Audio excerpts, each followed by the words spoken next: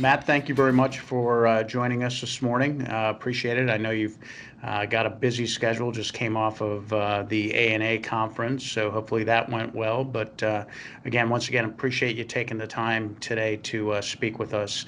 And want to welcome all of our guests today. Matt is the fourth in a series of five Skype interviews for our agency New Business Thought Leader survey report.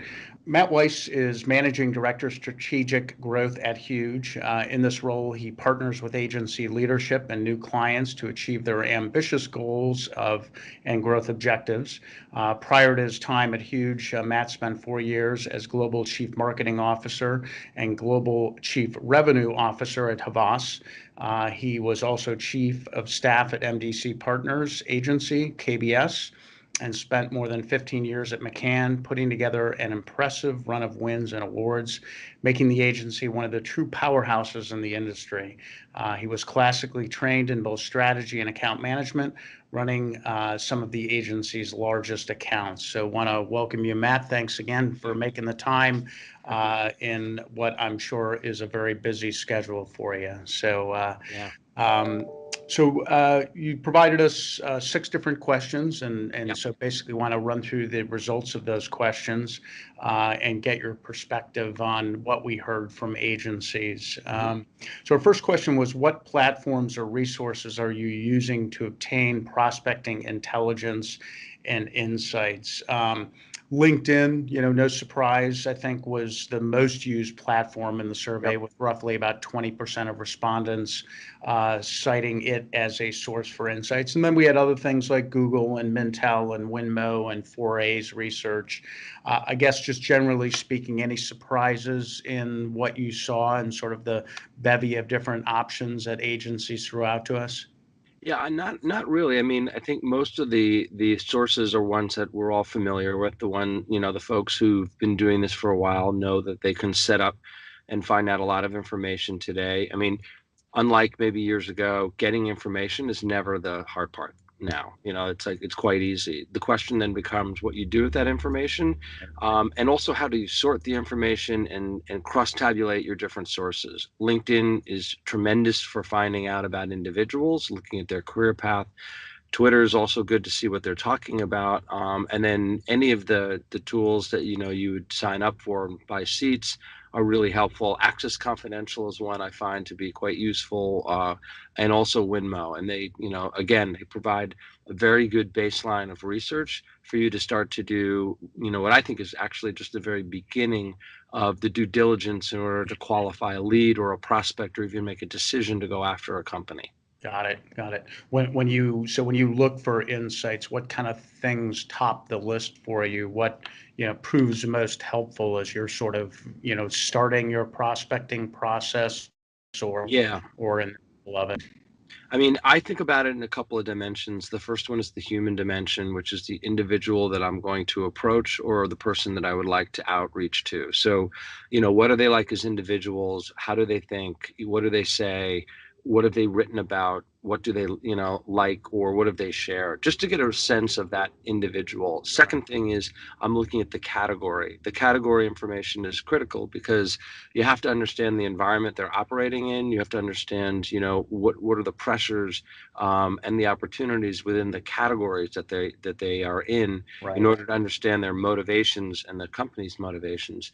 And then the last one, is just the modernity and their approach to communications or transformation. And so again, I'm trying to pick up subtle clues to really understand and get a broad 360-degree view of what that person is like, how they're operating within their world, and what are they doing to make a connection between users and brands. Okay. How did that last piece, I would imagine, is a little difficult to sort of unearth, but maybe not. How do you sort of assess the degree to which a marketing prospect is, sort of ahead of the curve or, a little bit more with it in terms of managing the marketing of their business? Yeah, that's a great question. To me, it goes back to kind of like my early foundations as an account executive when, starting out in the business. You've got to look at kind of like everything that they're doing from, how their brand's being manifest in the marketplace. And today that's, very different than say the nine media that you used to look at, long ago. Right. Today, you're really looking for, how do they express the brand across the entire customer journey? And all the clues are there. You can look at their website to see how modern it is, what kind of tools they deploy. If it's depending on the kind of business it is, there might be a physical environment that you want to look. You're looking for clues to see whether that brand is expressed as a unified brand experience Right. or whether it's disconnected. Yeah. Uh, and typically you can pull information on what they're doing in digital marketing. Similarly, you can look at what they're doing traditional, whether it's video or YouTube or any of the OTT networks.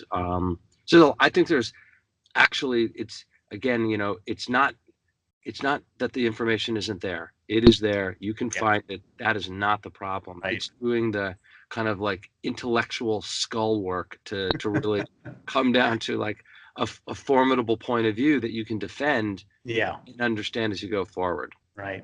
Cool. That's great. So, at what points in the prospecting process are you using insights that you've gleaned about a prospect or a brand? Is it really sort of throughout? Is it heavy up, sort of up front, or um, yeah, Yeah, I think in the beginning, let's take a step back. Before you even would ever even do the research or outreach, I think the first step is to understand your company and to understand from a strategic point of view, what are the types of businesses that match the kind of experiences and expertise that you can bring to the party? Even if you wanted to, conquest an auto account, if you have no experience and nothing to offer, why would anybody, be interested unless maybe you have a lucky strike personal connection? sure, Everybody's connected today. Everybody has friends. Everyone's worked with different people in the business. So you need to think about kind of like from a very, very early stages when you're creating your list and your categories and the places where you think your company can excel. Once that's done, then that's where I start to look through like, okay, let's see who's doing some really dynamic work in the category. Let's see who's doing work that maybe isn't so good in the category, who's winning, who's losing. yeah, All of those things help me kind of get my list together because then I'm thinking from the very beginning, okay, this company is trailing in the category. It's the number three. Nobody wants to be the number three. Everybody wants to be the number one. How can I help them? What are they doing? Or what observations can I make that will help me create a conversation? And right, so it's the hypothesis that leads the development and the use of the tools, not just kind of like randomly scratching around within the tools because yeah, garbage in, garbage out. right, right, exactly. Everybody's got access to basically the same stuff. It's just a Exactly. function of What how with it? smartly, yeah, you use it. Cool. That's great. Great insight. So, our next question we asked, do you currently use sales engagement platforms such as HubSpot? I was, I guess, a little surprised to see that only 50% of agencies say they use a sales engagement platform. Surprised, I mean, based on what you've seen with other agencies and new business directors, surprised by that number or not? Not really. I think it's high. Like my sense is that the communications side of the company is probably doing the work with HubSpot, and they're trying to manage their content flow and their social channels. Mhm. Um, and my guess is that many of the marketing side of the company, the business development side, either is tangentially connected or not. Right. Um, it's a difficult thing, to navigate comms and BD. They should go together, kind of like, um, any peanut butter and jelly. But often the case is like it's much more separate. Depends on the company, the Yeah. size. It depends on the personalities within the company. But I think content marketing as a way to create attraction for the brand is certainly like a smart approach to marketing. Right. My fear a little bit today is that there's so much. We live in an age of kind of like an oversupply of content, Yeah. That's and very difficult, and it's also very timely to and time consuming. It's a lot of man hours to do this, so I think it's important, but kind of like balancing kind of good old fashioned sales work with the softening of the soil that happens when you do content marketing is like an alchemy that you've got to go back and forth and kind of get the right mix on so that you're spending your time the right way. Right. Okay. Makes good sense. So our next question was, if you use a sales engagement platform, which one do you use? The two that were most dominant that popped up were Salesforce and HubSpot. So I guess kind of no surprise there. Yep. A common complaint we hear from agencies in general is that CRMs are just a little too complicated for their needs. Yeah. And so what has been your experience, with some of these CRM platforms? Are they a little bit overbuilt for agencies? Are there some you've seen out there that you think make better sense? If I'm Yeah. maybe a mid to small size firm, what advice would you give me, Yeah. if I have one and I'm thinking about getting one? Yeah, I think, it's like the operation of the tool is in the beginning daunting. It's always hard.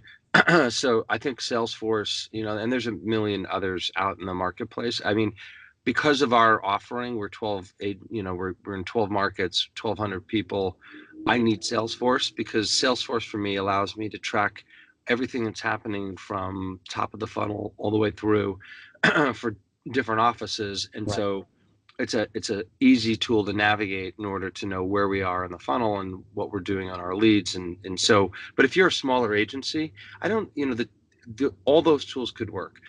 You don't need to use all the aspects of the tool, but Sure. anything that you do should be better than an Excel spreadsheet or just, you kind of like bookmarking it, through emails and a filing system.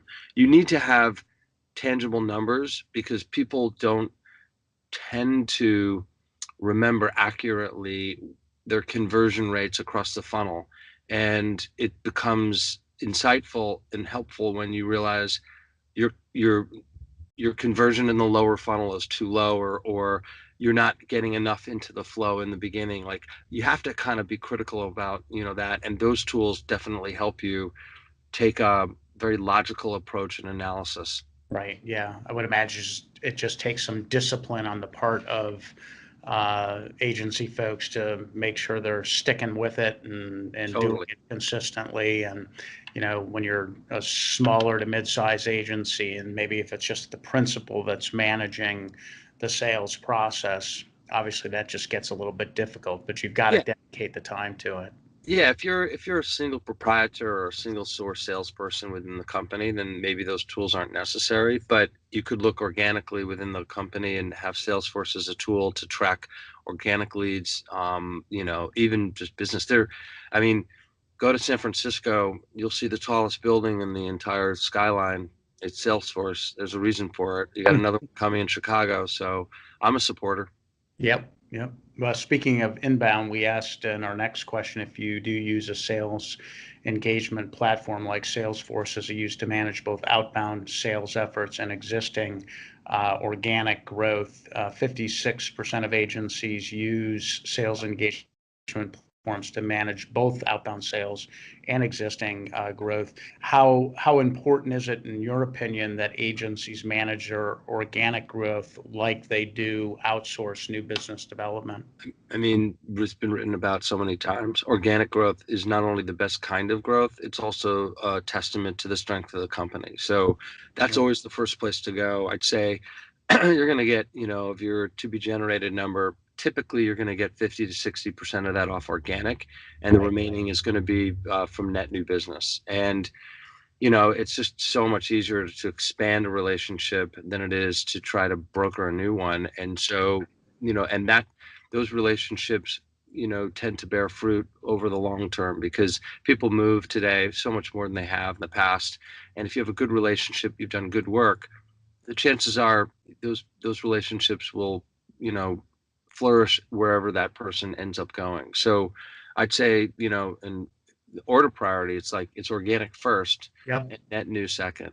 Yeah. So does an agency sort of manage organic growth and the development of it in terms of tracking and reporting the same way they would outsource? Yeah, net Yeah, I new mean, business. like classically, what I've done, and in speaking to others, You need a plan, you know. Okay. So Right. right now we're kind of rounding the corner into 2019. The first question is like, if you're looking at any piece of business, where's the revenue? You can plot that revenue and Right. not just the revenue, but the service offering. And you have to, make some educated bets so that you can project and track.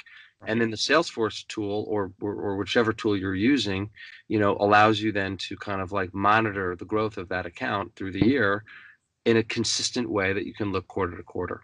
Okay. Yep. Makes sense. And do you like in an organization like yours, is it the account people that are sort of Yeah. managing and planning? Okay. And not a new business person. Okay. Yeah. I mean, it's hard to penetrate, like the relationships are being held by the people doing the work. Right. You can work with them, certainly. Yeah. And if they value you, they'll engage you on maybe a plan to drive organic growth. But Yeah. the actual ownership is with the, whether that's client engagement lead or the account lead. Yeah, yeah, and that's, I've seen agencies where account people just have a hard time sort of wrapping their mind around organic growth and Right. managing it. And I would imagine it's got to start at the top in terms of just, getting the discipline sort of ingrained in the organization, to make sure that they're doing what they need to do to build organic growth. Yeah, I mean, for me, it's just like there's three things that you got to always be thinking about on a piece of business. How efficient are you being in terms of not just the management of, your time and your people, but also the time and of your client, and what are you doing to be a good financial steward? The second thing is, what are you doing to do great work in any capacity, whether it's CRM or it's a billboard or it's a full web, front end and back end rebuild, and the third thing is really kind of like how strategic are you in terms of thinking about the growth of that company and bringing them ideas that are going to help their business thrive. And if Hmm. you do those things, you know, I think, efficiency, great creative, and helping them grow, Yeah. chances are the organic growth will come. Yeah, little reason for them to get rid of you for sure. Yes. Too often I see marketers come to us on the agency search side of our business, and more often than not, it's because they feel like their agency is sort Got of, tired.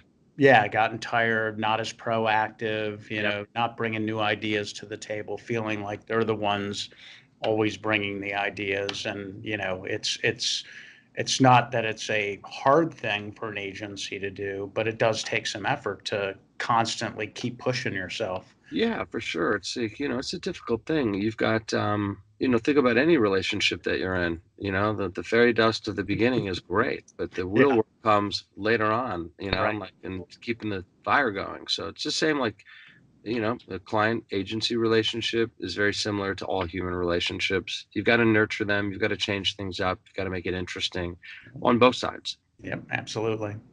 All right, our next question was, how often are you using purchase tools to assist in your prospecting efforts?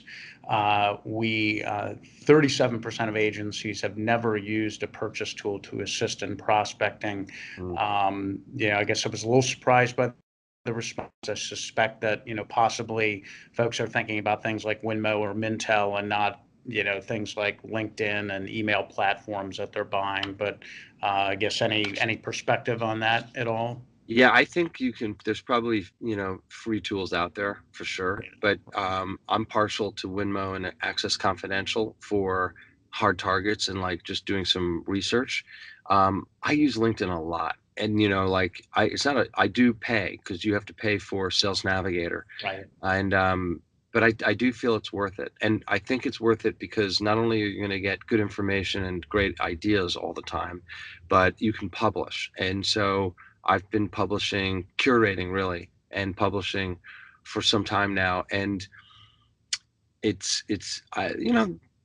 people stop me. Actually, a few people stop me down at the ANA, and they're like, "I read what you post. Thank you. It's Yeah. really helpful. I don't have the time to do it." And so I'm very specific about what I post because I tend to kind of zero in on the areas that I'm both interested in and where the company is going to grow and or where the market is going to go. Right. So I think those are good tools. And like You have to find the time. That's challenging, but I do feel that it pays off. You become more in tune with what's going on in the marketplace. Um, Potentially, you can gather a following, and then the paid tools do a lot of the work for you. I mean, like just in terms of spend, competition, category, Makes it a who are heck. the key decision makers? Like in a couple of clicks, you can get information that used to take a long time to kind of suss out. Right. So a good number of our viewers today operate in mid to small size agencies. So as we sign off here today, any last words of wisdom, advice that you might provide them, if there is a sort of head into 2019 as it relates to generating new business? For sure. Um, Foundations, for me, are the essentials. What does your company stand for in the marketplace? How is it different, unique, better? Or even if it's a company that it's offering similar services, what flavor are you offering that makes it feel unique and different? And that can be in anything. You can focus on a vertical. But it can't be, we're the most creative, and we provide kind of like full services. Like those are not the kinds of things that are attractive because they're not specific enough. Yeah. And just the way that you would craft a strategy for a client, the whole art of the strategy is to get it down to one tangible thing.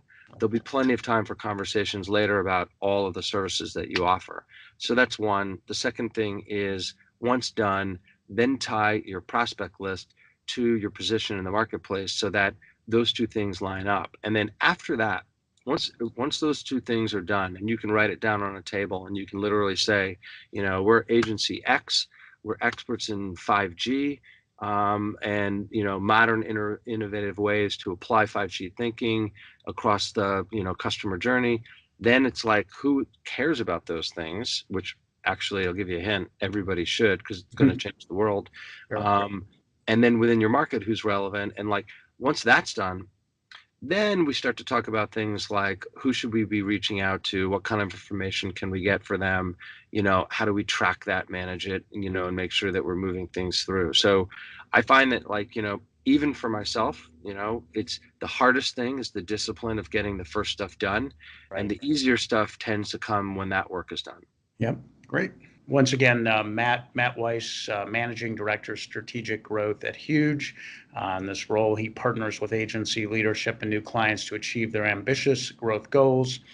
Prior to his time at Huge, Matt spent 4 years as Global Chief Marketing Officer and Global Chief Revenue Officer at Havas. He was also Chief of Staff at MDC Partners Agency KBS and spent more than 15 years at McCann, putting together an impressive run of wins and awards, making the agency one of the true powerhouses in the industry. Matt was classically trained in both strategy and account management, running some of the agency's largest accounts. So, Matt Weiss, appreciate all the great insight today. Appreciate the time you've carved out for us, and certainly wish you the best as you close out 2018. Thanks very much. Good luck, everyone. All right, thanks.